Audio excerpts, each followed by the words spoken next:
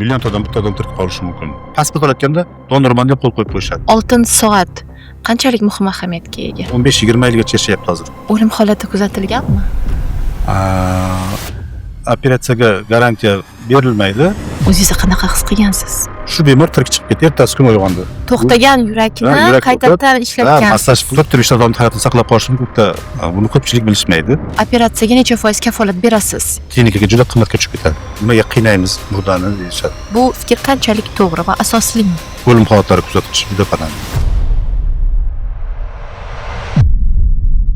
Aziz tomoshabinlar, eng yaxshi izohlarga, fikrlarga, kommentariyalarga albatta Clinics.uzning laboratoriya xizmatidan 500 ming so'm chegirma sovg'alari mavjud. Shuning uchun like bosing, obuna bo'ling va fikrlaringizni kutamiz. Clinics.uz ko'zga ko'rinmaganlarni ko'rsatadi va bugun aynan ko'rsatuvimizda minglab insonlarning hayotini saqlab qolgan qahramonimiz bilan suhbatlashamiz. Assalomu alaykum aziz yurtdoshlar. Albatta bizning kanalimizga obuna bo'ling, like bosing va izohlaringizni yozib qoldiring. Bugungi ko'rsatuvimizning qahramoni 20 yillik tajribaga ega va undan ham oshiq oliy toifali kardioxirurg Yarbekov Rustam Raimkulovich. Assalomu alaykum Rustam aka. Assalom. Ko'rsatuvimizga xush kelibsiz. Rahmat. Rahmat. Avval keling, global savoldan boshlasak, nimaga hozirgi kunda infarkt, insult yosharib boryapti? Buni bir nechta sabablari bor. Birinchisi, masalan, 90-yillar bilan solishtirganda hozir aholimiz 2 barobar ko'paydi. U paytlar bunda kasalliklarni kam uchragani sababi aholi ham kam bo'lgan. Shu insult oladigan darajadagi yoshdagi 40 dan oshgan odamlar kam bo'lgan. Kam odamlarning ko'zi kamda ko'ringan. Hozir tasavvur qiling 2 barobar ko'p. Bu birinchi sabab, aholini ko'payganligi. Ikkinchi sabab, aholi ko'paygandan keyin o'sha insult oladigan foizi odamlar, masalan, 1000 ta odamdan, million ta odamdan 10 ta odam oladi desak, masalan deb. Masalamiz ko'p oladi-ku, 10 tadan foizi oshib boradi, to'g'rimi? Har kuni eshitamiz. Bu ikkinchisi. Uchinchisi, ijtimoiy tarmoqlarda ham haligisi informatsionliklar, xabar, informatsiya haligi asri bo'lyapti-ku, hozir tez tarqalyapti. Hamma birpasda eshitadi. Kimdir insult bo'lib qolsa, infarkt bo'lib qolsa, hamma sotsial setlar orqali birpasda eshitadi. Masalan, oldinlari sinfdoshlari, o'rtoqlari insult bo'lib ketsa ham telefon bo'lmagan, eshitmagan ham. Bir necha yillardan keyin eshitgan bo'lishi mumkin, bir necha oylardan keyin. Hozir o'sha zoti 2-3 minutdan keyin, borganda 2 soatdan keyin eshitadi hamma. Bu bir. Yana sababi, keyingi sabablardan bu yoshlarimizda ko'proq o'sha oldingi davrga nisbatan stressiy haliklar ko'payganligi holatlarni. Ko'proq ekonomik, iqtisodiy muammolar, har xil muammolar bo'lishi mumkin, ishda, o'qishda, uyda muammolar. O'shaning uchun o'sha muammolar ko'proq duchor bo'layotganligi sababli. Keyingi sabablardan biri insoniyat, ya'ni bizning xalqimiz, insoniyat demaylik, bizning xalqda ko'proq shu be'tiborlik. Hamma narsasi ko'pchilikdaligisi shu taqdirdan deydi, ha? Peshonaga nima bo'lsa bu deydi, juda ham be'tibor. Ancha masalan shaharlardan uzoqlashsangiz shuncha be'tiborlik ko'payib boraveradi. Be'tiborlik. Elementar davleniyasini kuzatsangiz hozir masalan dispanserizatsiya o'tkaziladigan bo'lsa, elementarniy arterial davleniyani tekshiradigan bo'lsak, 70% odamda chiqishi mumkin 40 dan oshgan odamda. 40 dan oshgan odamda 70% da chiqishi mumkin. Qanday omillar paydo bo'lganda odamlar kechikmasdan kardioxirurgga borish kerak? Birinchi signal bu o'sha yurak sohasida har qanday noxush belgi. Har qanday yurak sohasida ko'krakning chap tomonida, to'sh ortida har qanday bu achish mumkin, uyushish mumkin, qandaydir og'riq bo'lishi mumkin, sanchish belgilari bo'lishi mumkin yoki uyushganday o'tirishi mumkin. Har qanday shunday belgilar paydo bo'lganda, sразу borib kardiolog ekiga qilsin, kardiologga uchrashsin. Kardiologlar исключить qilsa, yurakdan problema borligini nevropatologga borish kerak.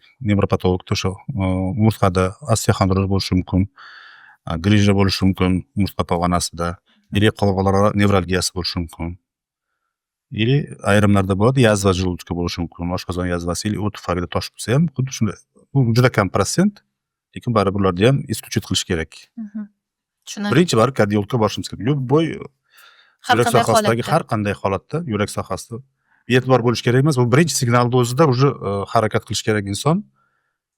Bu bekordan bekorga berilgani yo'q signal. Значит, или давлением oshgan, или tomirlarni torayish bor degan xulosaga kelib, o'zi mustaqil fikrlab, ongli ravishda shunga xotib borish kerak. Buni birov zastavit qilib, birov majburlab olib borish, yetalab olib borish kerak emas.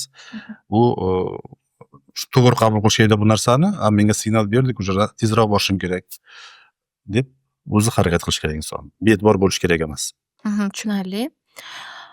Yurak kasalliklarining asosiy omillari, ya'ni eng katta xavfi bu qand, stress, semizlik va tamaki deyishadi.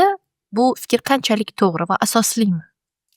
Bu yurak qon tomir kasalliklari olib keluvchi asosiy risk faktorlar. Siz sanab o'tganingiz.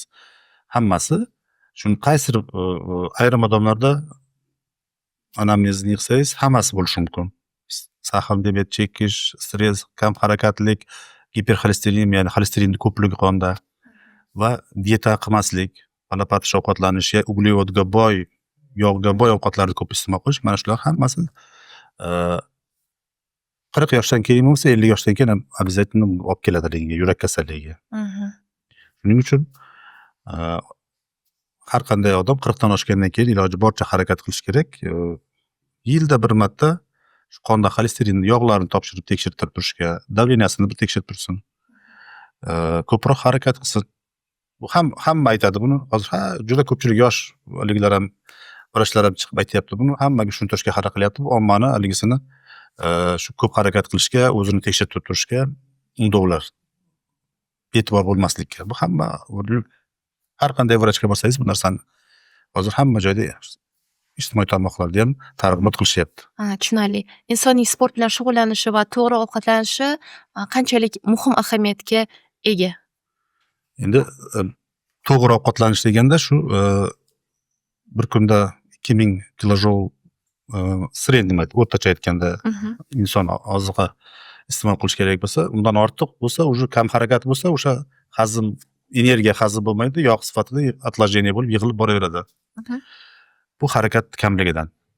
Или ovqatni ko'p iste'mol qilayotgandan bo'lishi mumkin. Ikkalasi haligi bir bilan bog'liq. Или kam harakat, kam ovqat yesa ham kam harakat qilgan bo'lishi mumkin, или 2000 kilojouldan ko'proq kilokaloriyadan, 2000 kilokaloriyadan ko'proq ovqat iste'mol qilayotgan bo'lishi mumkin. Masalan, bir o'tirganda 4000 kilokaloriya iste'mol qilayotgan bo'lishi ham mumkin odam. To'g'rimi? Bu 3 mahal ovqat yeyotgan bo'lishi mumkin. Shuning uchun o'shani iloji boricha hisob-kitobini qilib olib borish kerak. O'sha to'g'ri ovqatlanmagandan keyin bu tomirlarning ichida yog'lar yig'ilib, u keyin sekin xolesterin bilyashkalariga aylanib, infarkt olib kelishi mumkin, insultga olib kelishi mumkin. Arterial davleniyani oshishiga olib kelishi mumkin. Oyoqlarda nekroz bo'lib amputatsiyagacha olib kelishi mumkin. Qon bosimi va xolesterin qanchalik xavfli va keling aynan rasm orqali ham yurakning tuzilishini tushuntirib bersangiz. Mana oxirgi paytlar biz kardioxirurgiya o'z saytimiz ham bor. O'shanga ko'rsalaringiz, YouTube'da ham ko'p videolar qo'yganmiz. Qon bosimi oshishligi natijasida bemorlarda aorta tomirini qavatlarga bo'linib ketishadi. Ruschasiga расслоение aorta deyiladi. Shunaqa bemorlar juda ko'p operatsiya qilyapmiz oxirgi paytlarda. Bu juda katta operatsiya hisoblanadi. Bu mana shu hammasi yoshlar davleniyasining yuqoriligi 200 ga oshib ketish natijasida tomirlar qavatlarga bo'linib ketadi. Bu degan so'z bu operatsiyadan keyin bemor invalid bo'lib qoladi. O'shaning uchun qon tomirida qondagi qon davleniyasini, arterial davleniyani kontrol qilib yurish bu juda ham hozir uncha qimmat ham turmaydi. Arterial davleniyani o'lchaydigan apparatlar hamma aptekada olib qo'ysinda, 40 dan oshgandan keyin kuniga 1-2 marta o'lchab tursa hech narsa qilmaydi. O'ziga foyda bo'lsa foyda bo'ladiki, zarar qilmaydi. Xolesterin ham xuddi shunday. Ovqatlanib qonda xolesterin miqdori ko'p bo'lishligi yoki nasliy bo'lishi ham mumkin. Nasliy. Agar ota-bobolarda kuzatilgan bo'lsa, yurakda muammolar, insult bo'lgan bo'lishi mumkin, qon tomir kasalliklari kuzatilgan bo'lsa, o'sha xolesterinni bir tekshirib qo'ydi, o'zi tekshirish kerak. Odam tushungan holatda bu narsani birov ajablagani yo'q. Agar meni gapimni eshitib kimgadir foyda tekkan bo'lsa, shu judayam xursand bo'laman. Bu bir o'sha savolingizga xolesterin va davleniyani ahamiyati mana shunda juda muhim bu ikkalasi ham. Yurak qon tomiridan erta o'limni oldini olish uchun. Yurak tuzilishiga keladigan bo'lsak, mana yurak tomirlari, Keling o'shatdir. chap koronar arteriya va o'ng koronar tomir. Mana shu ikkalasi yurakni qon bilan mushaklarini, mana yurak mushaklarini, yurakni o'zini mushaklarini qon bilan ta'minlaydi. Shu tomirlarning yopilib qolishi, torayishi infarkt olib keladi. Yurak mushagini o'zini ma'lum bir qaysidir qismi yopilsa, o'sha uchastkada infarkt bo'ladi. Boshda yopilsa, katta infarkt bo'ladi. Qanaqadir tolachalar yopilsa, kichik infarkt bo'ladi. Tushunarli. Ba'zida ayollar homiladorlik paytida yurak xurujiga uchraydi va aynan homiladorlik paytida yurak xuruji qanchalik xavfli ayol kishi uchun? Homiladorlik davrida yurak xuruji bu men o'zimda praktikamda uchratganim yo'q to'g'risi. Yurak xuruji, ya'ni bu koronar tomirlarda muammo bilan.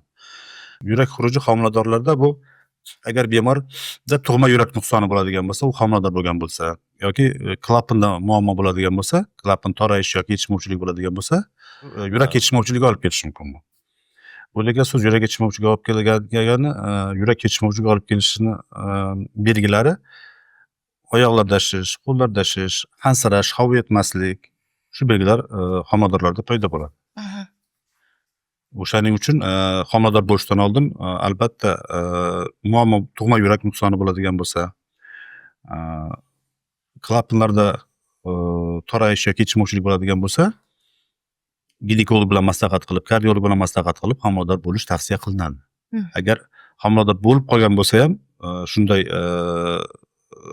bemorlar, yuragida muammosi bor bemorlar, unda o'sha ginekolog bilan, mana Respublika ginekologiya markazida kardiologlar bilan birgalikda bu homiladorlik olib boriladi va homiladorlikni shu qaysidir muddatda ertaroq kесарево сечение qilib olinadimi, ertaroq muddatdan oldin tugatiladimi, yoki homiladorlik nima deydi, to'xtatiladimi 3 oyga bormasdan, uni shu mutaxassislar bilan birgalikda hal qilish kerak.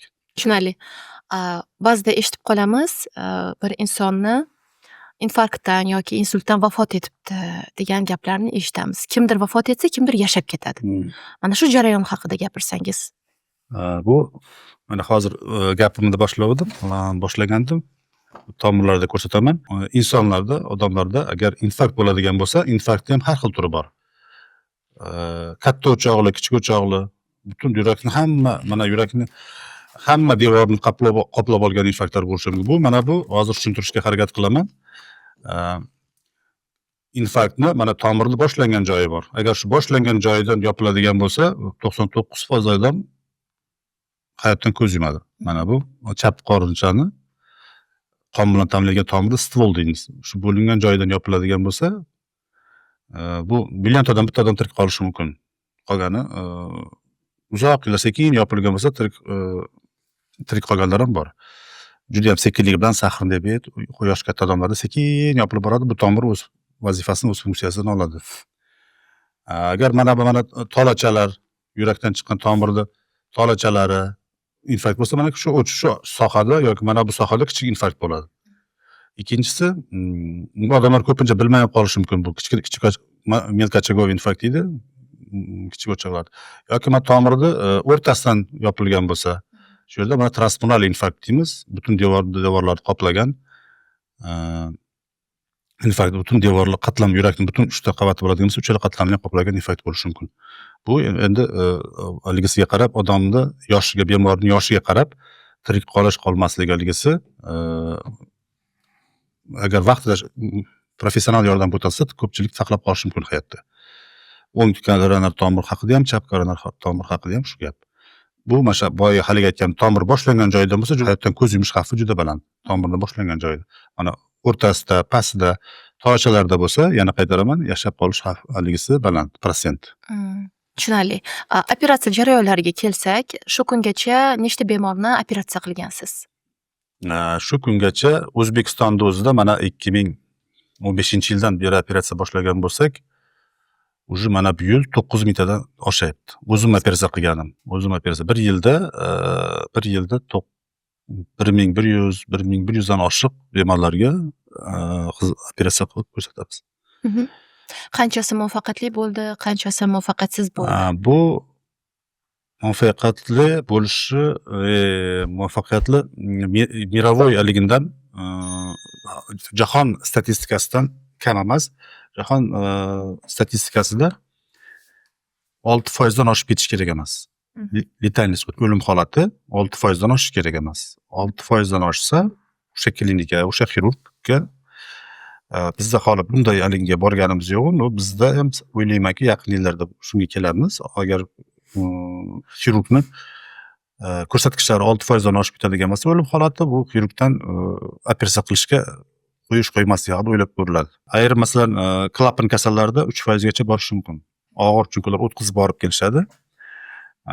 Ikkinchisi aorta kanal shuntlashda 2-2,5% gacha deyiladi. Umumiy asoratlar bo'lishi mumkin. Umumiy asoratlar 10% gacha borishi mumkin. Umumiy asorat, buyrak yetishmovchiligi, o'pka yetishmovchiligi, nafas yetishmovchiligi, insult olishi, oshqozon osti bezida jigar yetishmovchiligi, oshqozon qonab ketishi, bu asoratlar, pnevmoniya bo'lib qolishi operatsiyadan keyin, bu asoratlar yarani yaxshi bitmasligi va shu hammasini hisoblaganda 10% gacha borishi mumkin. Bular o'limga olib kelmaydigan katta asoratlar hisoblanadi. Bularda hayotga qaytarib qolishi mumkin bunday asoratlar. Chet eldan ham bemorlar keladimi operatsiyaga? Chet eldan bemorlarimiz hamma mana bu O'rta Osiyo hamma davlatlaridan bor bemorlarimiz. Qolaversa uzoq davlatlardan ham anchagina sanab o'tish mumkin. Mana yaqinda qildik. Amerika fuqarosini ham qildik, Yujniy Afrika fuqarosini ham qildik, Hindiston fuqarolarini qildik. Rossiyada juda ko'p Rossiya fuqarolari operatsiya bo'layotgan. Yaqin davlatlarda yana Turkiya bir fuqarosini ham qildik mana yaqinda. Shuning uchun bu haligisi emas, bu O'zbekistonga kelgandan keyin bemor haligi qilib o'tira olmaydi. Kasal bo'ldim, yetib bora olaman, yo'q yetib bormayman. Italiya fuqarosini operatsiya qildik mana yaqinda. O'shaning uchun ular ko'pchilik sayyohlar keladi. Hozir chegaramiz ochiq. Bu har odamlar ko'p kelyapti. Pristup bo'lib qolganda murojaat qilishadi, yordam beryapmiz. Yurak operatsiyalari o'zi qanday turlarga bo'linadi? Yurak operatsiyalari ochiq va yopiq turga bo'linadi. Yopiq operatsiyalarga bu stentlash yoki okklyuder qo'yish, masalan batareyka deymiz xalq tilida olganda, kardiostimulyator. U qo'yish yopiq usulga kiradi. Tomirdan kirib borib bajariladigan har qanday amaliyot yoki hozir tomirdan kirib borib klapanlar ham qo'yish, ular ham yopiq usulga kiradi. Ochiq usulda klapanni almashtirish, aorta kanal shuntlash, tug'ma paroklarni bartaraf qilish va aortadagi operatsiyalar hammasi ochiq usuldagi operatsiyaga kiradi. Mana shu operatsiya jarayonida ba'zi bemorlarda ya'ni vafot etish holatlari ko'rinadi va ularning yaqin qarindoshlari aybni 90% deylik vrachga yuklashadi. Bu qanchalik to'g'ri? Bu bilasizmi, Sovet haligisidan qolgan haligi illat deymizmi, Sovet davridan. Masalan, nimaga Yevropa davlatlarida, yoki Amerika davlatlarida yoki keng tushuncha aytadigan bo'lsak, tibbiy sug'urta tizimi, страхование rivojlangan davlatlarda bu narsa yo'q. 1% bo'lishi mumkindir. 1% ham bormasa kerak bu. Vrach tushdan shikoyat qilish, noto'g'ri yordam berdi yoki noto'g'ri operatsiya qildi deb. Bemorlarimizni qarindoshlar tomonidan masalan bemorimiz vafot etib qolganda qarshi haligi vrachlardan, xirurglardan norozi bo'lishi, bu birinchi men aytmoqchi bo'lamanki, qarindoshlarga ham tushuntiraman, sizlar mana sog'lomsiz, siz operatsiyaga rozi bo'larmidingiz? Sizga hozir men operatsiya qilaman, kir desam rozi bo'lmaysiz, to'g'rimi? Sog'lom odam. Odam shu darajagacha boradiki, yuragida operatsiya qilish shu darajagacha yetib boradiki, buni sizga ayoliga aytmaydi, bolalariga aytmaydi, o'z ichida saqlab yuradi. Yurak kasallari ko'pchilik shunaqa. ichidan siqilib yuraverishadi. Yurak pristup bo'lsa ham aytmasdan ko'pchilik mana shunaqa yashiradi. Ayol kishi bolalarimga og'ir bo'lmasin, nima bo'lsa bo'ladi degan ko'pchilikda shunaqa tushuncha bor. Men aytmoqchimanki, odam masalan shunday qanday darajagacha borish o'zi biladi, ichidan o'tganini o'zi biladi, bemor odam. Yurakda operatsiyasiga soglasiya deymiz, rozilik berish hamma ham qilmaydi. Rozi bo'lmaydi. Buni o'sha odam qarindoshlar tushunish kerakki, ular o'zlaridan kelib chiqadida hamma. Sog'lomman, u ham sog'lom deb o'ylaydi. Mana psixologik qismda gaplashsak, oyog'i bilan yurib kelgan, oyog'i bilan yurib kelgan bilan yurakda zo'rg'a yurib kelgan bo'lishi mumkin. Bu bir hammani ko'pchiligida gapirish oyoq bilan yurib keladi, oyoq bilan yurib keladi. Har doim shu aybni kimgadir qilishga harakat qilishadi. Yurak boshqa kasalliklarga nisbatan yurak kasalliklarida o'lim holati kuzatadigan bo'lsa, shu ma'lum bir minutlar, soatlar ichida bo'ladi-da bu. Boshqalar kunlab yotishi mumkin. Oshqozon operatsiyasidan, onkologik operatsiyadan, miya operatsiyalaridan sirdaziz bo'lmaydi-da, oylar kunlab yotishi mumkin, bir haftalab yotishi mumkin. Asorat bo'lib qolsa ham. Yurakda unaqa emas. Yurak o'sha motor vazifasini bajargani uchun 1 soat, 2 soat masalan bir necha minutlarda уже hal bo'lib qoladi. O'shaning uchun odamlar riska qabul qila olmaydi bu narsani, shok holat bo'lib qoladi-da. Masalan, uzoq vaqt yotib bo'lsa, taqdirga tan berib ko'pchilik qilishadi. Shu ma'lum bir minut, soatlar ichida bo'lgani uchun ko'pchilik qabul qila olmay, chidaganligisini, emotsiyasini vrachlarga qilishga harakat qiladi. Harakat qilishadi-da u narsa, emotsiyani chiqarib yuborishadi, отрицательно. Bu keyin bu faqat xirurgdan qilish kerak emas-da. Yurak kasalligi o'zi oddiy bo'lmaydi. Yurakda kasallikning o'zi oddiy kasallik, prostoy bo'lmaydi. Bu aytgan har bitta 1 millimetr u yoqqa bu yoqqa lishniy движение har qanday asoratga olib kelishi mumkin. O'shaning uchun yurakda operatsiya bo'lyapti, unga jiddiy qarash kerak. Birovni ayblab, masalan, yurakda operatsiya qiladigan, masalan, biz bugungi kunda bitta o'zimiz 4 ta 5 ta operatsiya qilamiz bir kunda komandamiz bilan. Bu degan so'z, qancha ko'p qilsangiz, ошибка, xatolik bo'lishi komanda tomonidan foizlar shuncha kamayib boraveradi. Haftasiga 2 ta, 3 ta, bitta 2 ta operatsiya qiladigan bo'lsa, u komanda ham sestralardan, tibbiyot, o'rta tibbiyot xodimlari, kichik tibbiyot xodimlari, anesteziolog, reanimatolog, dejurniy vrachlar, xirurglar, xirurg assistentlari, operatsiya diagnostika, echo, rentgen, EKG, hamma diagnostika, rentgenologlar, xirurglar, qarang, bir 10 ta soha o'zi bitta kardiak xirurgiyani birlashtiryapti. Har kuni 4 ta 5 ta operatsiya bo'lgandan keyin bularda tajribasi ham juda oshgan bo'ladi. Ma'lum bir element asorat bo'lishini ham oldindan ko'riladi. Asorat bo'lish foizi 10 barobar kamayib ketadi. Boyaga aytganda haftada 2 ta, 3 ta, bitta 2 ta operatsiya qiladigan klinikalar juda ko'p. Ularda asorat bo'lishligisi ham juda ko'p. Chunki komanda shakllanmagan. O'shaning uchun hamma narsa xirurgdan deb qilish kerak emas-da. Bu yerda reanimatsiyada ham bo'lishi mumkin, diagnostikada ham bo'lishi mumkin, anesteziologiyada ham bo'lishi mumkin.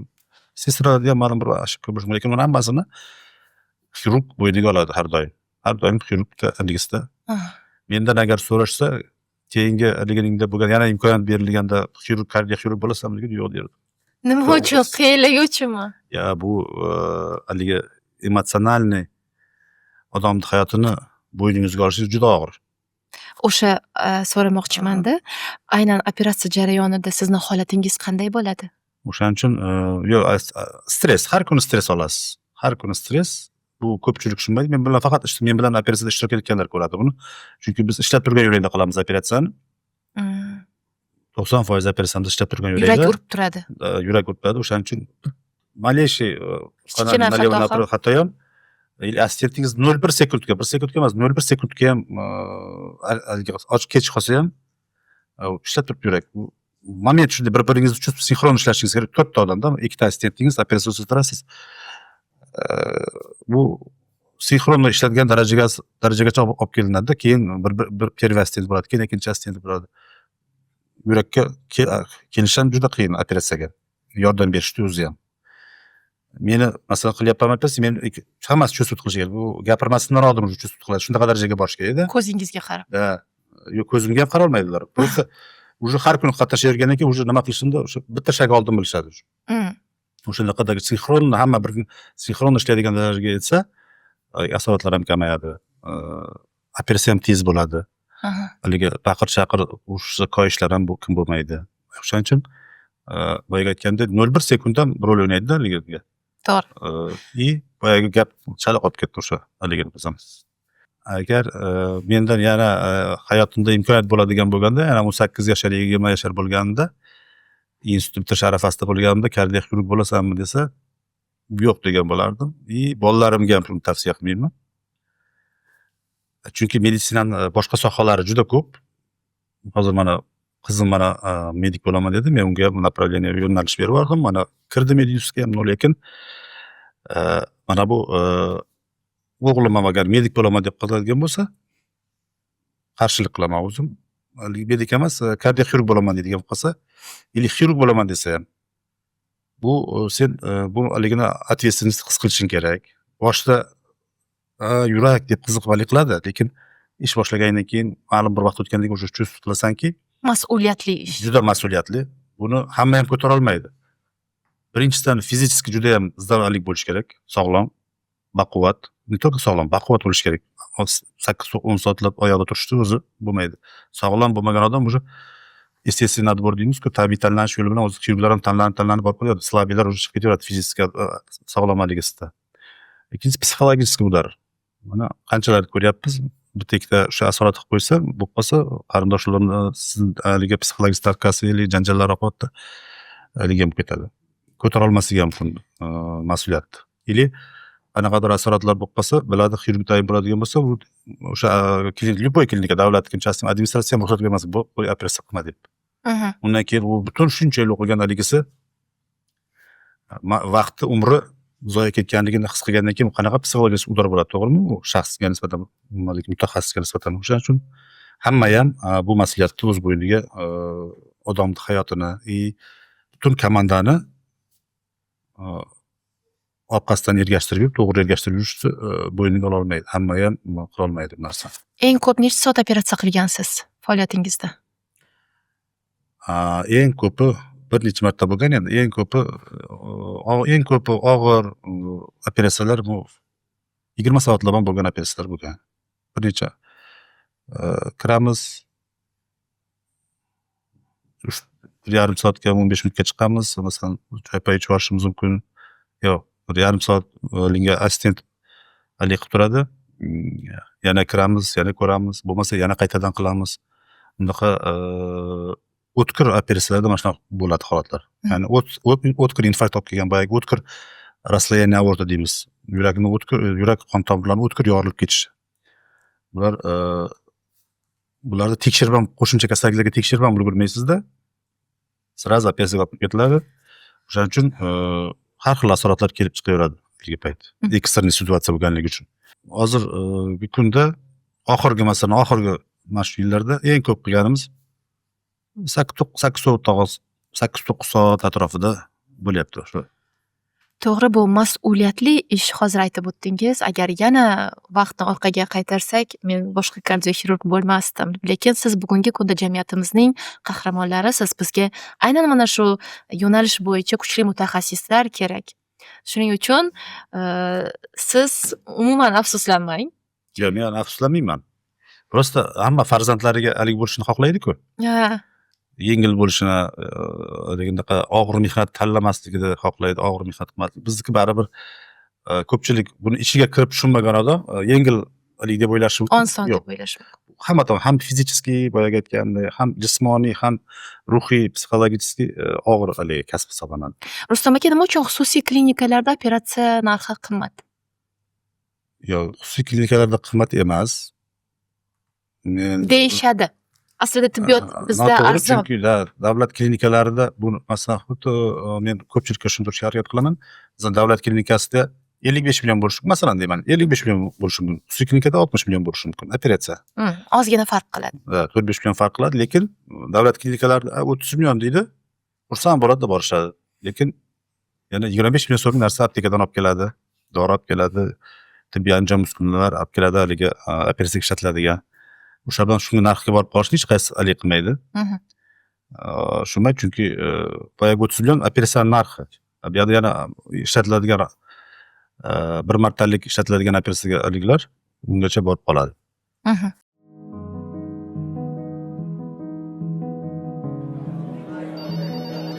Assalomu alaykum. Klinik so'z.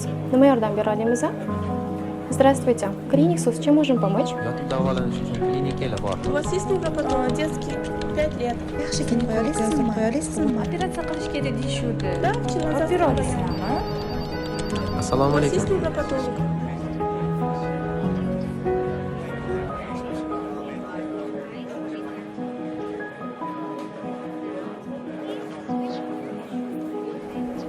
Xayr, salomat bo'ling. Всего доброго. Будьте здоровы. Yurak qon tomirlarining to'rayishi qanday tekshiruvlar natijasida aniqlanadi va aniqlanganda qanday usullar bilan tuzatiladi? Yurak qon tomirlarida torayishni birinchi invaziv, noinvaziv tekshiruvlar bor. Invaziv degani bu qon tomiridan kirib tekshiradigan. Noinvaziv degani bu yuzaki. Buni poliklinikalarda ham, rayon больницаларida ham tekshirish mumkin, o'l больницаларida ham. Bu nima? Birinchisi Holter tekshiruv. EKG. EKGda biror narsa aniqlansa, sразу boshqa tekshiruvlarga o'tiladi. Unda haligi bo'lsa Holter keyingisi. Holter degan bir sutka taqib yuradi. EKG apparatini ishga borib uxlagandami, turgandami, jismoniy nagruzkadami qanaqa o'zgarishlar bo'lsa hammasini ko'rsatadi. Keyingisi nagruzka bilan veloergometriya yoki begovoy дорожка deymiz, yugurtirib yiqiladigan joylar tushuntirganda o'sha stress nagruzka beriladi, yurakka EKG ulab begovoy дорожкада или velosipedda haydatiladi. Nagruzkada ma'lum bir nagruzka yetganda yurakda qaysi tomirlarda ishemiya ketyapti yo'q ko'rsatadi. Undan keyin oxirgisi shularda agar bironta o'zgarish bo'ladigan bo'lsa koronografiya, ya'ni bu invaziv usulda. Tomirdan qo'l arteriyasidan yoki son arteriyasidan kontrast berilib yurak tomirlari tekshiriladi. Unda yurakda torayish bormi, spazm bormi, yo'qmi, tozami, hammasi ko'rsatadi. Va shunga qarab ko'rsatmalar bo'yicha stent qo'yish kerakmi, bitta stentmi, ikkita stentmi yoki toza chiqsa davolash kerakmi, spazm bo'lsa boshqacha taktika bo'ladi. Stent qo'yish kerak bo'lsa boshqacha taktika bo'ladi. Или hamma tomirlarda torayish bo'ladigan bo'lsa, unda aorta kanashutlash operatsiyasi tavsiya qilinadi. Stent haqida ozgina tushuncha bering. Stent o'zi nima va u qanday holatlarda qo'yiladi? Stent qo'yilgandan keyin qancha vaqt o'tgandan keyin almashtirish kerakdir balki? Bu stent haqida juda ko'p medik blogerlarimiz chiqib rengen endovaskulyar xirurgiya ma'lumotlar bergan. Ijtimoiy tarmoqlarda juda ko'p bu haqda ma'lumotlar stent bu shu tushunadigan oddiy qilib tushuntirganda prujinkaga o'xshagan metal naycha o'sha ma'lum bir kateterlar orqali tomirdan olib borib o'sha yurak toragan qismga olib borib qo'yib, keyin uni maxsus ballon bilan shirib, haligi toragan joyni ezib, ochib yo'l ochib qo'yiladi. O'sha stent karkasday o'sha toragan joyni ochib ushlab turadi shu bilan. Bu bitta tomir, ikki tomir bo'lsa, ma'lum bir joylarda bo'lsa, tomirda bo'linmagan joylarda, endi ko'rsatmasi bor o'zini. Stent qo'yishda ham shu mutaxassislar ko'rsatma bo'yicha qo'yishadi. Necha yoshdan mumkin stent qo'yish? Buni yoshda haligisi yo'q, bu yerda chegarasi yo'q, yosh chegarasi yo'q. Shunga qarab bemorga ko'rsatma bo'lsa qo'yilaveradi. Lekin stentni ham ishlash hammada har xil. To'liq показания bilan, ko'rsatma bilan qo'yilgan bo'lsa 10 yillar ham ishlab yurgan bemorlarni ko'rdik. 7-8 yil ham ishlayapti bemorlarda. O'rtacha 50% odamda oxirgi mana ma'lumotlarda literaturniy данные deymiz, o'sha adabiyotlarda, ilmiy adabiyotlarda o'rtacha 50% 5 yil atrofida ishlab beradi. Stent ichidan yana stent qo'yish mumkin. U yana ham kamroq ishlaydi. Stent ichidan stent qo'ysa. Yoki bemor stentdan keyin, stent qo'yilgandan keyin o'sha boyagi vrachlarning ko'rsatmasini amalga bajarmasa, ya'ni xolesterin tekshirib yurmasa, davleniyasini tekshirib yurmasa, dorilarni ichib yurmasa, boshqa tomirlarda ham paydo bo'lishi mumkin. Или stent qo'yilgan joydan pastdagi yoki tepasida paydo bo'lishi mumkin. Bilashga. U yana qo'yishga to'g'ri kelishi mumkin. Или katta operatsiya, aorta kanashutlash operatsiyasini amalga oshirishga to'g'ri kelishi mumkin. Mana oxirgi paytlarda 10 yil oldingi bilan solishtiradigan bo'lsak, 60 tadan oshib ketdi rengen endovaskulyar xirurgiya. Yangi angiograf apparatlarimiz Toshkent shahrida va viloyatlarda hisoblaganda. Oldin tasavvur qiling, 10 yil oldin 2 ta yoki 3 ta bo'lgan. Butun O'zbekistonda. Hozir kompyuter tomografiyada hamma joyda ko'payib ketdi. O'shanga ayrim joylarda yuqori malakali mutaxassis bor, ayrim joylarda yosh mutaxassislar ishlayapti. Ayrim joylarda boyagi aytganimizdek kerak bo'lmagan joylarga, masalan, bitta stent qo'yishga joylarga qo'yish kerak bo'lmagan joylarga qo'yayotgan holatlar ham bo'lib turibdi. Bu hammasi o'sha moddiy qiziqish deymizmi, nima manfaatdorlik natijasida bo'layotgan bo'lishi mumkin buni. Bu ko'p emas, lekin bor, uchrab turibdi. Masalan, bizga stent qo'yilgandan keyin 3 oyga ham bormay qaytib ketgan bemorlar borda. Уже katta operatsiya qilishimiz kerak. Chunki masalan o'sha yerga qo'ymasdan sразу operatsiyaga jo'natish mumkin bo'lgan holatlar bor. Bunday holatlar ham ko'payib bor, uchrab turadi. O'sha o'ylaymanki, bu o'tish davridamiz. O'sha hozir bum bo'lyapti, kardiak xirurgiyaga ham, rengen endovaskulyar xirurgiyaga ham. 4-5 yilda o'ylaymanki, hammasini normalizatsiya qilib qoladi, hammasi mutaxassislarda ham malakasi oshib, yana boyagi aytganimdek, agar tibbiy sug'urta rivojlanadigan bo'lsa, bularda stent qo'yishlarda ham qancha miqdorda qo'yishni, qachon qo'yishni, to'g'ri qo'ydimi yo'qmi, uni straxoviy kompaniyani o'zlari tekshirib, jazosini bir marta bergandan keyin qaytib o'shanday nomaqbul ishlarni qilmasligi bo'ladi. Bu uzoqqa ham bormaymiz. Rossiyada ham, Qozog'istonda hamma bemorlarda masalan postsovetskiy государство deymiz, davlatlarda eng hozirliklar Ozarbayjonda ham bitta reyestrga kirgizilgan hamma bemorlar tibbiy страхование bo'lgandan keyin bemorga agar 1 yil ichida yana qaytib keladigan bo'lsa, stentga ko'rsatma to'g'ri qo'yilib, stent qo'yilgandan keyin yana keladigan bo'lsa, haligi klinikadan to'langan pulni qaytarib oladi. Nimaga sen показания abortga nashrlash или bo'lmasa noto'g'ri qo'ygansan, показания ham ko'rsatma bo'yicha qo'ymagansan, o'sha uchun bemor qaytib kelyapti mana.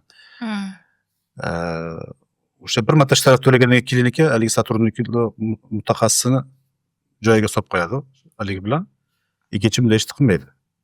To'g'ri, bu butun dunyoda уже haligidan o'tgan. Masalan, Amerika Qo'shma Shtatlariga borsangiz, bundan ham уже o'tib ketgan. Koreyada masalan bemor stent qo'yyaptimi, operatsiya qilyaptimi, hammasi video zapisi ham, или katta operatsiya, aortaga shuntash operatsiyasi amalga oshirayaptimi, buni hammasi video zapisi ham, hamma narsa onlayn, уже страховой kompaniyaga borib turadi. Zavoblayapsizmi? Nima preparat qilgani minuta anesteziolog kompyuterda уже qilingan narsa onlayn страховой kompaniyaga borib turadi. Shu shart bo'lsa, haligi страховой kompaniya pulni beradi lekinga. Operatsiya qiladigan klinikaga. Bitta ошибка qilsa уже orqaga qaytara olmaydi, to'g'rimi? Уже страховой kompaniya zapis bo'ldi bu narsa. Kirib o'zgartira olmaydi bu narsani. O'zini glavvrachni kompyuterida bor, hozir o'zgartirib chiqaman deb unday qila olmaydi. O'shaning uchun haligi butun mas'uliyat Dubayda ham shunday. Dubayda juda ham katta shtraf qiladi haligi klinikani ham, vrachni ham agar bir tashbih qilib qo'ysa, uchun juda ko'pchilik haligi borib ishlolmaydi u yerda Dubayda. Katta xirurglar, anesteziologlar, reanimatologlar bitta ошибкasiga umuman ishlamaslikka haligi litsenziyasini olib qo'yish mumkin. Amerikada ham shunaqa. O'shaning uchun bizda ham o'ylaymanki, страховой kompaniyalar xudo xolasa o'sha tibbiy sug'urta rivojlansa, shu darajaga kelamiz. Chunki hozir mana boshlanish etaplarida ko'ryapmiz, qanaqa ular tekshiryapti, qanday qilib ishlar qilyapti уже. Bu shu kelajakda bundan ham haligi mukammal takomillashib boradi deb o'ylayman. Bemorlar ko'p so'raydigan savol, operatsiyaga necha foiz kafolat berasiz, ya'ni garant berasizmi deyishadi. Nima deb javob berasiz o'sha paytda? Operatsiyaga garantiya berilmaydi. Biz aytamizki, operatsiyaga bemor borganda kimdadir standart holatda 10% boyaga aytgandek asoratlar bo'lishi mumkin deb tushuntiriladi. Shuning ichidan 2,5% letalniy ishoddan bo'lishi mumkin. O'lim holati ham kuzatilishi mumkin 10% ichidan. Ayrim bemorlarda qo'shimcha kasalliklari bo'lsa, boyaga aytgandek insult o'tkazgan bo'lsa, o'pkasida problem bo'lsa, infarkt o'tkazib kelgan bo'lsa, pochkasida, buyraklarda problem bo'ladigan bo'lsa, sahar diabet o'tkazib yuborilgan darajada bo'lsa, 15-20% ham asoratlar bo'lish xavfi bo'ladi. Kardioxirurgiyada robot usullar ham qo'llaniladimi va bizda joriy qilinyaptimi? Mana bu juda ham yaxshi yangilik bo'ladi. Mana bu yil bo'lmasa, keyingi yil уже davlatimiz bir nechta hozir robot apparatlari Xitoydagi, Koreyaniki sotib olishyapti Minzdrav tomonidan. Hamma katta klinikalarga tarqatilmoqda. Hozir o'quv mutaxassislar tayyorlash ilgisi ketyapti. Bu yil ayrim klinikalarga o'rnatildi, lekin hozir haligi tayyorlanish etaplari ketyapti, ayrimlariga endi keladi. O'ylayman keyingi yil уже bu yilda oxiri keyingi yillar yurakda robotda birinchi operatsiyalarni amalga oshirish imkoniyati bo'ldi уже O'zbekistonda. Shu darajaga keldik. Da bilaman bu narsa Yevropada rivojlangan davlatlarda juda qimmat, robotda operatsiya qilish bir necha barobar qimmat. Bir necha barobar. Chunki u klinikaga bog'liq emas yoki mutaxassisga bog'liq emas bu narsa. Uni qimmatligi. U yangilik bo'lganligi uchun u milliardlab dollar sarflagan haligi kompaniya robot ishlab chiqarish uchun. Uni расходный materiallari bor-ku, bir marta ishlatiladi ko'p narsasi. Bir marta ishlatiladigan bo'lgani uchun u 1 so'm tursa ham 10 ming dollar deyish mumkin. Masalan deyapman. 50 ming dollar deyish mumkin. 1 so'mga aylansa ham. Lekin u o'shani yaratish uchun milliardlab dollar sarflagan. Ilmiy ish olib borilgan, necha yil davomida eksperimentlar olib borilgan. 10 yillar o'tkazilgan bo'lishi mumkin-da bu narsa. O'shaning uchun uni qoplash uchun haligi ishlab chiqargan kompaniya uni 1 so'mlik narsani 1000 so'm deb sotishi mumkin. Da bir 10 yillar, 15 yillardan keyin yana ham tushib qoladi. Masalan, 10 yillar oldin bu robotlar 10 yil oldingi robotlari bilan, masalan, Rossiyada, Moskvada ko'rganman. Hozirgi robotlar уже 6-pokoleniyasi chiqdi, hisob qilyapsiz?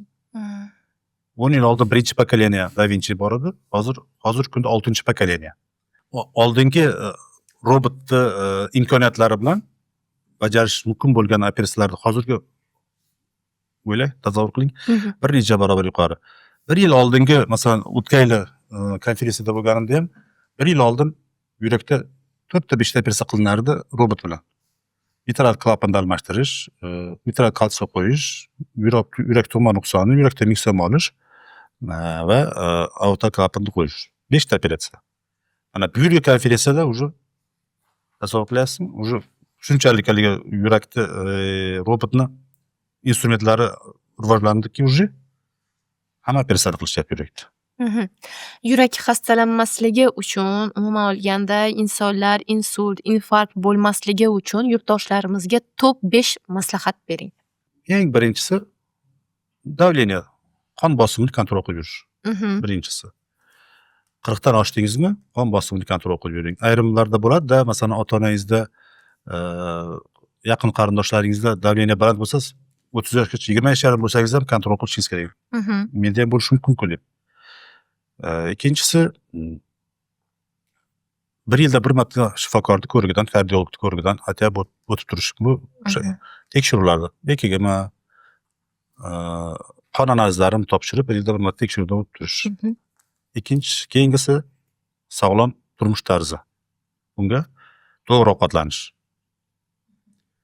To'g'ri ovqatlanish deganda, dieta deganda bizda ko'pchilik tushunadi, faqat qaynatma ovqat yeyish kerak deb tushunyapti-da.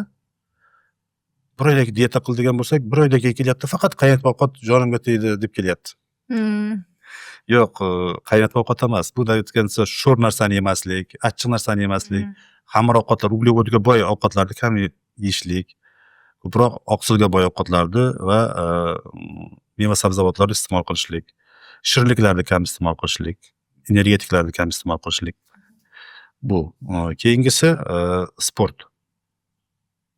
Sport deganda borib turib ertadan kechgacha haligi emas, har kuni sport zalga borib o'zingizni qiynash emas.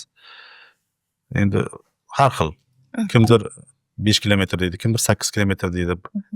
Bir kunda 2-3 kilometr o'zingiz ish bilan yuradigan bo'lsangiz, yana qo'shimcha kamida 5 kilometr kechqurun bir yotishdan oldinmi bir yurib kelish kerak. Или uyingizda begovoy doroshka bo'ladigan bo'lsa, kardio rejimda hatto minimum 5 kilometr yurish kerak. Vaqt topish shunga. Rustam aka, bir insonga 4 ta yoki 5 ta stent qo'yilishi qanchalik to'g'ri? Birinchisi, bu bemor ayrimlari masalan sizga operatsiya qilish kerak, aorta kanal shuntash operatsiyasini ochiq usulda operatsiya qilishingizga qo'rqishadi. O'shaning uchun qancha bir stent qo'ysa qo'y deydi. Ko'pchilik, juda ko'pchilik uchlayapti shunaqa.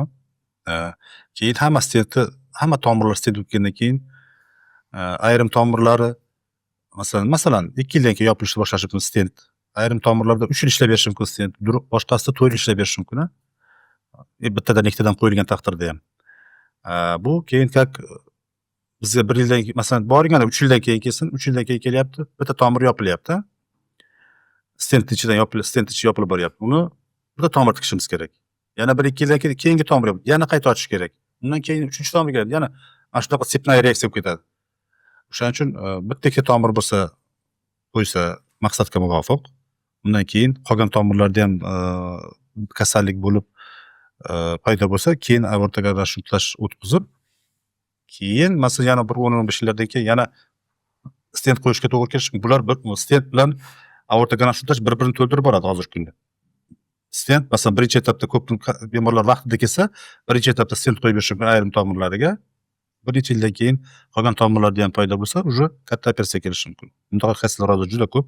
25-30% bemorlarimiz oldin stent qo'yilgan bemorlar hozirgi kunda.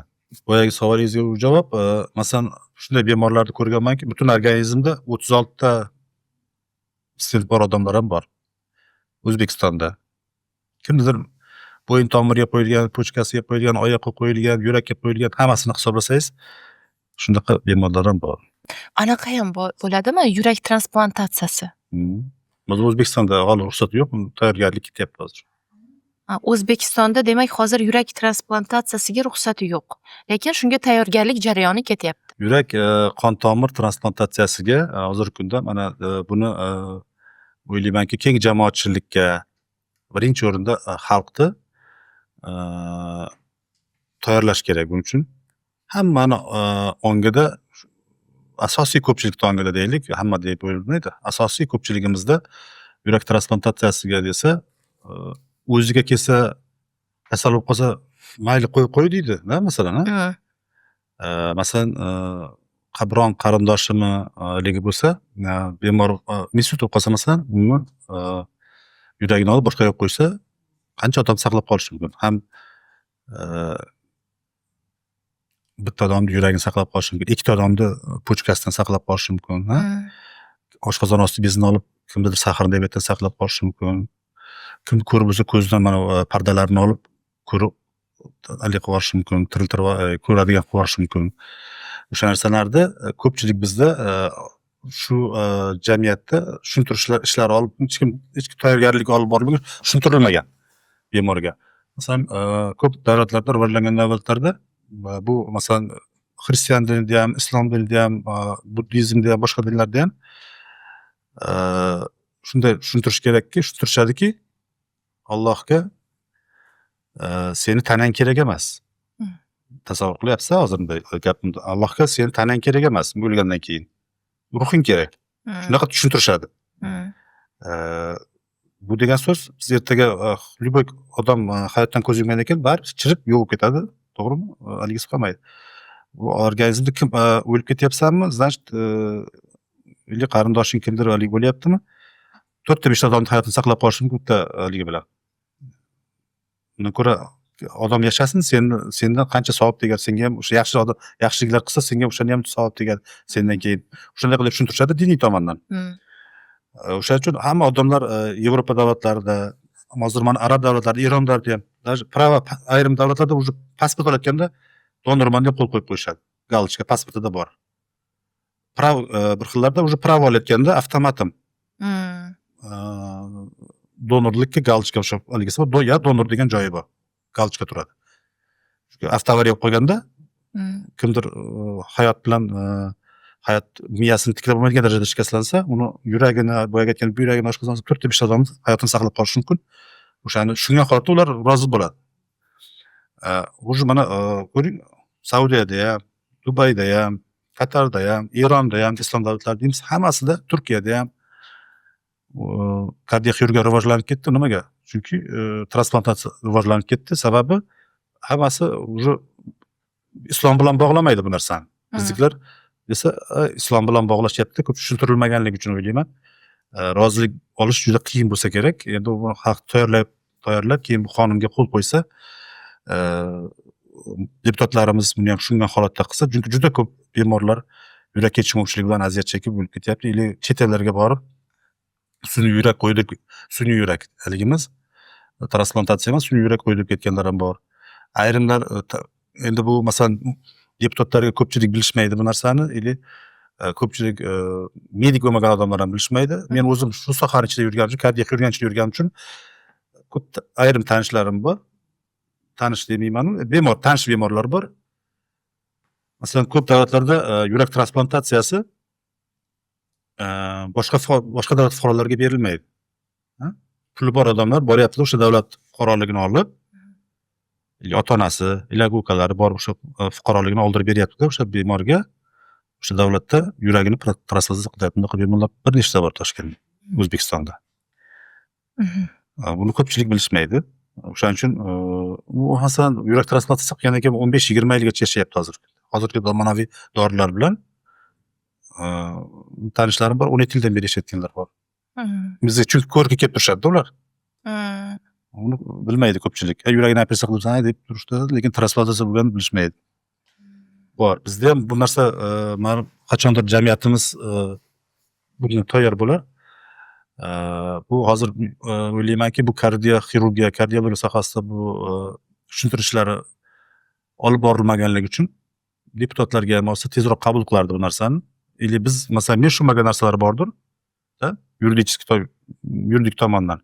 Shu cho'zilayotgandir bu narsani men ichida bo'lmaganligim uchun qonun qabul qilish darisida men xabarim bo'lmaganligi uchun qanaqadir plyus-minuslari bor, uni o'zi mutaxassislari ko'rib chiqayotgan bo'lish kerak.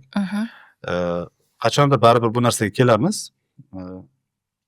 Chunki boyaga aytgan jamiyatimiz tayyor emas degani bitta, masalan, bemor agar operatsiyadan keyin o'lim holati keladigan bo'lsa, patologanomik tekshiruvga ham rozi bo'lishmaydi. Nimaga qiynaymiz murdani deyishadi. Nimaga qiynaysan? Bu уже o'lib bo'ldi. Buni masalan tekshirsa, xatosi aniqlansa, masalan, qanaqadir kimdir qaysi etapda xatosi aniqlansa, o'sha keyingi safar o'shani qaytarilmaydi. Qaysidir mutaxassis xatolik bo'ladigan bo'lsa, tekshiruvdan keyin o'sha aniqlanadi. Patologik tekshiruvda. Shuni qilsa, keyingi safar o'sha qaytariladi. Bizda tekshirilmaydi, ko'p ketishadi, hammasi tez ko'pish kerak deb. Bu narsa ham ko'p xatoliklarga olib kelishi mumkin. Yurak qon tomirlarini almashtirish jarayoni haqida ham gapirib o'tsangiz. Yurak qon tomirlarini almashtirish, ya'ni bu aorta kanal shuntash operatsiyasi deyiladi. Biolog tilida aorta kanal shuntash operatsiyasi bir necha xil usullarda yurakni to'xtatib qilinadi, yurakni ishlab turgan yurakda qilinadi. Hozirgi kunda tush suyagini ochib qilinadi. Yana yangi turlar chiqdi, masalan, tush suyagini ochib qilish, tush suyagini kesmasdan qovurg'alar orasidan yonboshdan 6 santimetrlik razrez bilan kesma bilan orqali qilib, bunaqa yo'l bilan ham qilinyapti. Borgan sari mana yangilanib, hozir kunda yana torakoskopik usullarda chiqyapti, robotda chiqyapti operatsiyalar. Endoskopik usullarda. Bu narsalar ham hozir kunda mana O'zbekistonga kirib keldi hammasi почти. Maksimum mana 1 yildan keyin o'sha robotda qilish ham, torakoskopik usulda qilishlar ham O'zbekistonda уже boshlanadi. Endoskopik usulda ham. Bu hozir shu kunda kardioxirurgiya sohasida shunda jadal o'sishlar ketyaptiki, 1 yil deb hali aytganda 1 yil oldingi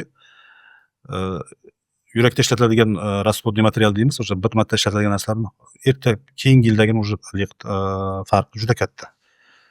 Klapanlarni ham o'tgan ishlab chiqarilgan klapanlar, masalan, bu yil undan ham zo'r chiqyapti. Hozir shunaqa qimmat klapanlar borki, kichkinagina teshikcha qo'yib, torakoskopik deydi. Mana shu 2 santimetr teshikchadan qo'yiladigan klapanlar ham bor yurakka. Lekin juda qimmat. $30,000 bitta klapan. $30,000. Bu o'ylaymanki 5-10 yilda O'zbekistonga u narsa ham kirib kelar. Chunki narxi arzon bo'lgandan keyin kirib keladi. Masalan, aortani klapan shundaqa kichkina kesma 2 santimetr teshik orqali ko'p qo'ydik O'zbekistonda. YouTube'da ham bor borligimiz materiallar. Birinchi kelganda $24,000. Odamlar, masalan, imkoniyati bor odamlar qo'ydirdi shu narsani. Bitta klapanning o'zi $24,000. Aortani klapan. Mana shunchagina razrez kesma orqali qo'yiladi. Sonta mana shuncha bo'ladi, mana bu ko'krakda mana shunchagina teshikcha bo'ladi. Tirqichcha orqali deylik, kichkina tirqichcha orqali qo'yiladi. Hozirgi kunda o'sha klapan narxi $8,000 ga tushib qoldi. 8,000-9,000 примерно mana shunaqa. Mana bir necha yil o'tgandan keyin o'sha sekin tushib boradi narxi. Hozir boyaga $30,000 oshdi degan klapan mitral klapan. Yurakni ham ichiga qo'yiladi u ya. Hozirgi kunda shunday. Masalan, 3-4 yildan keyin u ham masalan shu $5-6 ming, $10,000 ga tushib qoladi. Bunday ko'pchilik O'zbekistonda imkoniyati paydo bo'ladi. O'ylaymanki, bir necha yildan keyin uni ham shu Mana shu kichkina teshikcha orqali qo'yamiz, xudo xohlasa. Faoliyatingizda o'lim holati kuzatilganmi? Kuzatiladi. Kuzatiladi. Aynan 2-3% kuzatiladi yurakdan keyin. Rustam aka, aynan o'sha birinchi marta o'lim holati kuzatilganda, operatsiya jarayonida o'zingizni qanaqa his qilgansiz? Operatsion stolda qolib ketsa, bemor bo'ladi bunday holatlar. Yilda bitta ikkita bo'lib turadi. Stolda operatsiyaga olasan, operatsiyadan chiqa olmaymiz. Bu juda og'ir holat, stress. Ertasi kuni ham qo'ling bormaydi operatsiya qilishga. Qo'rqasiz. Yo'q, qo'rqmaysan. Просто Xavotirlanib. настроение tushadi. Nimaga ochko qilib qo'ydimmi deysiz. Qayerda ochko qilib qo'ydim? Masalan, erta olib qo'ydimmi operatsiyaga tayyorlanmasdan yoki nimadir ko'ra olmadimmi deysiz. Yoki qanaqadir xatolik bo'ldimi? Analiz qilib miyangizga o'taveradi-da, ertasi kuni ham qo'lingiz bormaydi operatsiyaga. Balki bir xil payt bo'ladi, bemor operatsiyaga olyapsiz. Infarkt bilan olib qo'yasiz. Masalan, kechasida saharlab olasiz operatsiya, kechasidan yaxshi yotgan, olib kelyapsiz уже infarkt. Ikkisini olishga harakat qilasiz. Ilojingiz yo'q. Olasiz, уже stolga olgansiz, ekkiga o'zgarish ketyapti, infarkt. Infarkt nahodu deymiz. Infarkt ketib turibdi. O'shanday holatlarda chiqishimiz qiyin bo'ladi operatsiyadan. Uni qaytarib olib chiqib qo'ymaysiz-ku. Haliga deb. Infarkt bo'lib qoldi, o'zi infarkt davolagan kelyapsiz. Infarkt bo'lib qoldi, olib chiqib qo'ya olmaysiz reanimatsiyaga. Tez boshlashga bellik kerakda bunday holatlarda. Boshlab ulgursangiz, vaqtida yordam berib chiqib ketadi. Balki o'sha biz operatsiyaga olishdan oldin уже stress olib, bechalar operatsiyaga olib kechasini o'ylanib, haliga infarkt bo'lib qolgan bo'lishi mumkin bizga stolga kirguncha. O'shanday holatlar bo'lib qoladi. Yilda bitta ikkita kirasiz, chiqa olmaysizda haligidan. Apparatdan uzolmaysiz. O'sha ancha cho'zilib ketadi operatsiyaga. Boyaga aytganim 10-12 soatlab cho'zilib ketadi. Hamma tomirda problemami ekan deysiz, ochib ko'rasiz, hammasi yana qayta tikib ko'rishingiz holatlari ham bo'ladi. Ayrimlarda qon yuvuvchi sistemasida problem bo'ladi-da. Bu masalan mingtadan bitta uchrab qoladi. Qon yuvish sistemasida problem bo'ladi. Olasiz operatsiyaga, tikkan tomiringiz hammasi yopilib qoladi. 1 soat 2 soat ichida. Bunday holatlar ham uchraydi. Yana qayta tikasiz. Masalan, shu 10 yillik O'zbekistonda ishlashim jarayonida Moskvada 2-3 ta ko'rdim, O'zbekistonda ham 3 marta ko'rdim bu narsani. Olasan, tikasan, operatsiyaning oxirida qaytsan, hamma tomir yopilib qolgan, ichida tromb o'tirib qolgan. Buni ayrimlarda bo'lishi mumkin, oyoqda venalarda kasallik bo'lishi mumkin. Oyoqda temir olasizku. Vena olasiz. O'sha vena kasalliklari, vena tomirlar kasalliklari bo'lishi mumkin. Ayrimlarda o'sha boyaga aytganlik qon yuvish sistemasida muammo bo'lishi mumkin. Ayrimlarda mana bu tikkan tomir tiksak, hamma joyda bilashka bo'lishi mumkin-da. Tikkan tomirimizda qon talishib ketmasligi mumkin. Dash oqmasligi mumkin. Pastlarda ham torayish bor. O'shanday holatlarda bunday kuzatilishi mumkin, tomirlarda yopilib qolish. Interoperatsion operatsiya paytida.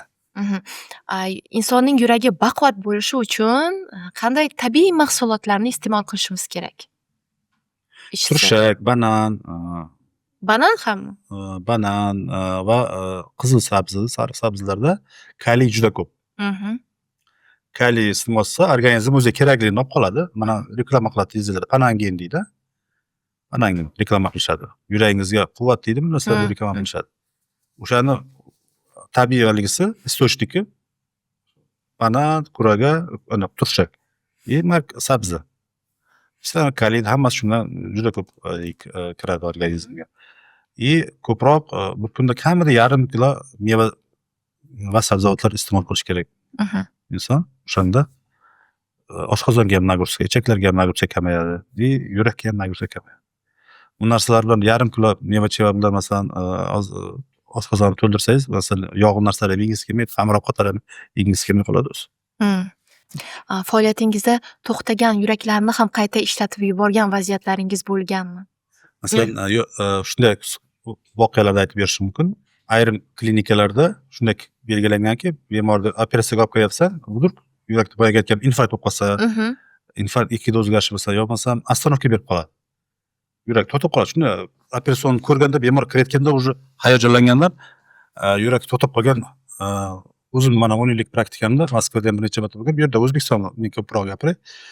Bunday holatlarda 3 ta bemorimiz bo'ldi mana shu 10 yillik praktikamda. sraz olib kirib massaj qilib, zudlik bilan sun'iy qonish apparatiga ulab, tasavvur qiling, o'sha bemorlar o'lib qoldi deb turib, qarindoshlariga olib chiqib bersangiz qanday bo'ladi masalan?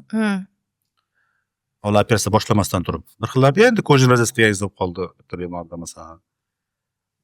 Tezlik bilan ham komanda mana bir-birini sinxron komanda ishlab, tez hamma o'zini ish qilib, tezda bemorni ochib, sun'iy qonish apparatiga ulab, keyin tomirlarni tiklab olgan, keyin tomirlarni tikib, yurakda operatsiya qilgan holatlarimiz 3 tasi bo'ldi. Shundan 2 tasi da reanimatsiyada bir oylab qolib ketdi, lekin tirik chiqdi. Bittasida shu uzoq yotib, qo'shimcha asoratlar bo'lib, saqlab qola olmadik. 3 tadan tasavvur qilyapsiz, 3 tadan 2 tasi klinik smert bo'lgan, klinik o'lim bo'lgan holatda chiqib ketdi. To'xtagan yurakni qaytadan ishlatgan. Massaj qilib, massaj holatda operatsiyaga ketyapti, tasavvur qilyapsiz? Massaj qilamiz, kesamiz. Bunday qilamiz, yana massaj qilamiz, kesib turib, shunday qilgan holatlarimizda bemor hayot salomat. Bittasi mana Chirchiqda bitta bemorimiz, bittasi Toshkentda o'sha bemorimiz. Holigacha kelib turadi. Rahmat aytishadi. Masalan, tasavvur qiling, umuman boshqachaligida o'zingiz shunday holatlarni ko'rganingizdan keyin faxrlanasiz. Klassda mana masalan, bilaman, ko'p klinikalar shunday holat bo'lsa, operatsiyani kichkina raziyasiz qilib to'xtatadi-da, bo'ldi, bemor bo'lmay qoldi, olib chiqib berishadi. Ko'rganman bunaqa. O'zim ko'zim bilan ko'rganman bunday holatlar. Eshitganman, bir gaplashib shunday holat nima qilsangiz yo'q deydi, operatsiya qilib o'tirmaymiz, nima qilamiz deydi. Chunki bemor operatsiya qilib chiqqaningizda ham boyagiday bir oylab reanimatsiyada qolib ketadi. Juda og'irlik o'tadi. Finansiy klinikaga juda qimmatga tushib ketadi. O'shaning uchun alik qilib qo'yishadi. Burnini o'tirishmaydi ham ko'p joylarda. Eksilni alik qilishga. Mana shu ikkita bemor meni ko'pincha shunday holatlarda shu ikkita bemorni eslaymizda maksimal yordam berishga harakat qilamiz. Yana bir kun bir bemorimiz, uni Moskvadan misol keltiray, Moskvada ishlab yurgan paytlarimiz bir bemor olib kelishdi.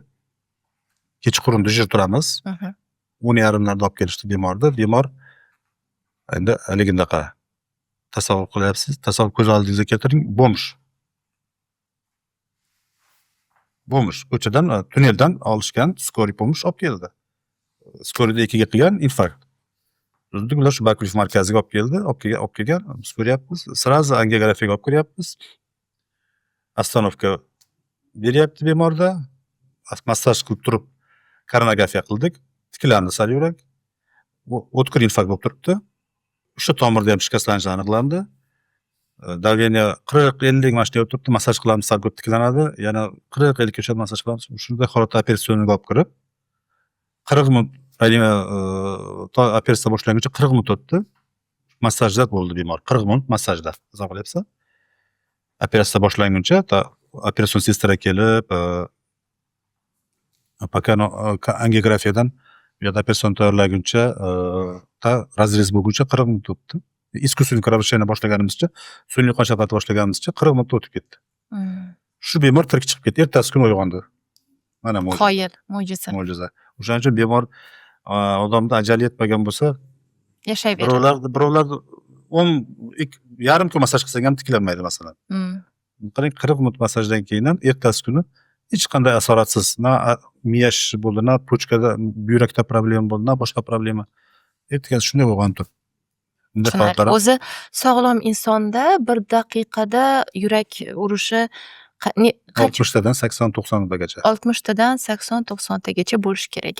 Men o'zim uyda sinab ko'raman.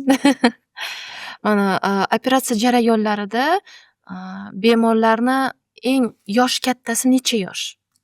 Va eng yoshi? Bizda hozir O'zbekistonda o'tgan yil operatsiya qildik. Mana 90 yoshli bemorimizni televideniyada ko'rsatdi bu bemor. Aorta konstruktash operatsiyasini amalga oshirdik muvaffaqiyatli. Juda ham muvaffaqiyatli o'tdi. Bemor hozirgi kundacha har yarim yilda kelib turadi tekshiruvlarga yaxshi. Aorta konstruktash operatsiyasi haqida gap ketyapti. Ya'ni tomir o'tkazish. Tomir almashtirish operatsiyasi haqida gap ketyapti. Xalq tilida eng yoshi 18 yoshar bemorda qildik bu operatsiyani. 18 yoshlarda ham infarkt bo'lib qolib bemor keldi, unda ham operatsiya qildik. Bu tug'ma anomaliya, tomir mushakni orasidan o'tganligi uchun qisib infarkt chaqirib qo'ygan. O'sha mushagini tozalab tashlab, shunta tomir operatsiyasini amalga oshirdik. Shuntash operatsiyasini. Mana shunaqa eng yosh va eng kattalar. Tushunarli. Rustam aka, suhbat uchun katta rahmat. Faoliyatingizga ulkan zafarlar, omadlar tilaymiz. Rahmat. Sog' bo'ling. Aziz kuzatuvchilar, sizga suhbat ma'qul bo'lgan bo'lsa, albatta obuna bo'ling, like bosing va savollaringiz bo'lsa, izohlarda yozishingiz mumkin va keyingi ko'rsatuvda qaysi shifokorlarni chaqirishimizni xohlaysiz, buni ham albatta yozib o'ting. Clinics.uz ko'zga ko'rinmaganlarni ko'rsatadi. Biz bilan birga qoling. Rahmat.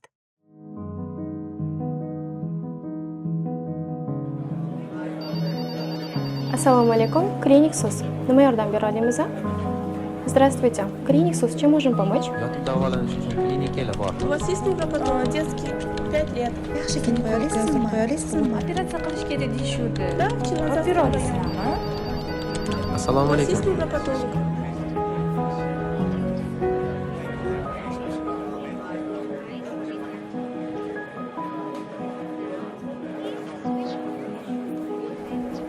Xayr, salomat bo'ling.